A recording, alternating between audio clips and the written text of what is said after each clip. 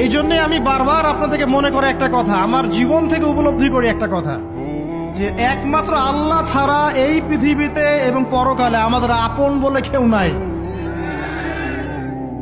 বাকি সবাই সবার স্বার্থের জন্য আছে। মানুষ মানুষের অবস্থানকেই মূল্যায়ন করে, মানুষ মানুষের অবস্থানকেই মূল্যায়ন করে। আল্লাহ রাব্বুল আলামিন আপনার ভিতরটাকে ভালোবাসেন। দেখেন, আপনি যখন নামাজ পড়েন নাই, আল্লাহ পাক কিন্তু আপনাকে ধ্বংস করে দেন নাই। আল্লাহ পরম করুণাময় আপনাকে হেদায়েত দিয়ে নামাজি বানিয়ে দিয়েছেন। জীবন অনেক পাপ করেছেন, ইনস্ট্যান্ট আল্লাহ পাক শাস্তি দিতে পারতেন, আল্লাহ পাক দেন নাই। আল্লাহ আপনাকে ভালোবাসেন, আল্লাহ আমাকে ভালোবাসেন। আল্লাহ পাকের এই ভালোবাসার ঋণটা শোধ করার জন্য হলেও নামাজি হয়ে যান, আল্লাহর পথে ফিরে আসেন, দিনের জন্য কিছু করেন, দিনের ফিকির করেন, পড়াশোনা করেন।